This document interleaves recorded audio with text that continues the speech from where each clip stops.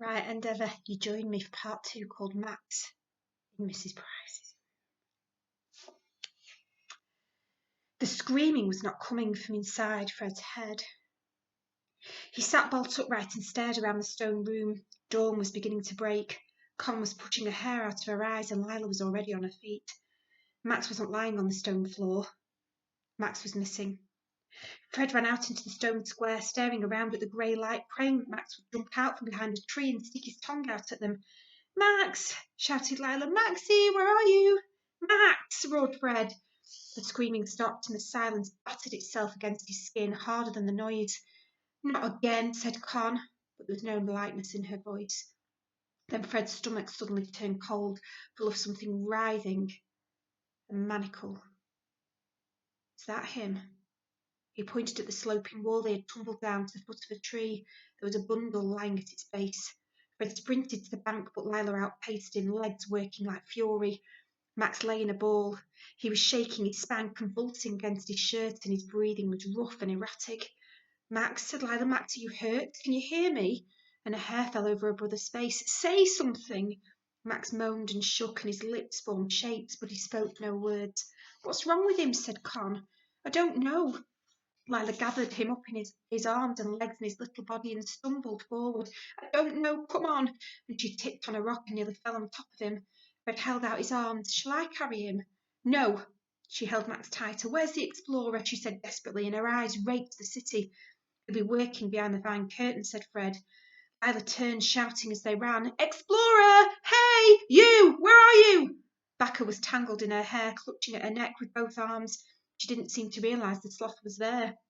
Fred ran after her, followed by Con, who slipped in the rain that glistened on the stones, scrambled up, her knee bleeding, and she sprinted faster. Fred reached the vines ahead of Lila and began to push them away, fighting through the dense wall to where he'd seen the explorer disappear. "Help!" he called. "Are you here? It's an emergency!" His voice sounded small and thin. The vines parted and the explorer stared out. His face was black with anger. "What did I say to you about this place?" "Shut up!" Lila whipped to face him. Max cradled against her chest, her fingers clawing at his skin to hold him as he shook. "Max is sick. You help my brother or I'll kill you." The explorer's anger vanished. "What's happened? Is he dead?" Lila let out a roar, a noise of which Fred had never heard. It had blood in it. Saliva flew from her mouth and she backed away. "No, no, don't you dare come near him if you're going to say he's dead." She stood, the tallest 4'10" Fred had ever seen, and the sloth still on her shoulder like a bird on a pirate king. She blazed. I apologise, I was startled," said the explorer. "He's not dead. Here, give him to me." Tears poured down Lila's cheeks as she lowered Max into the explorer's arms. "Get a branch from the fire," he said. "I need more light." Fred ran to fetch a torch, and Lila stood over them unblinking. The explorer laid Max on the floor. He pulled off his shirt and made a pillow and raised Max's head. He muttered but didn't open his eyes. Shaking, jerked his legs, and he had saliva around his mouth. "Is he going to be all right?" asked Lila. "I feel like I've eaten a goblin," said Con. She retched and coughed. "What can we do?" "What's happening to him?" asked Fred. "He's been bitten." "By what?" "Ants." "Ants? Oh, thank God, I thought it was a snake." Con let out a bark of laughter and relief, and the explorer shook his head. "A snake would be better. He must have stood on a bullet ant colony." "Bullet ants?" Lila let out a moan. "Aren't they—" She couldn't say the word. "Deadly? They can be, particularly if there are allergies involved. He needs to get to a hospital. They can treat it, but only if he gets there soon." "How soon?" asked Lila. "He'll shake for another day and he'll develop a fever.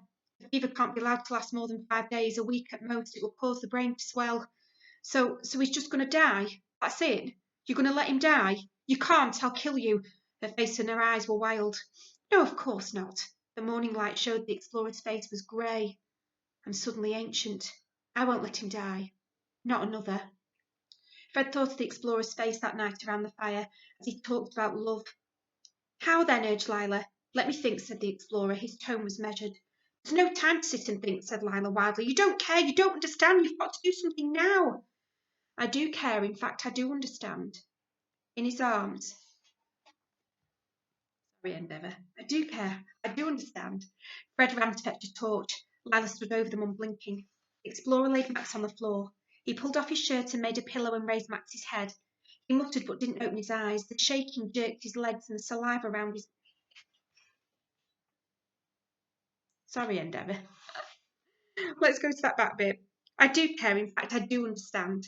And he raised Max in his arms and began to rub his hands and feet, trying to quicken the circulation. I told you I had a son.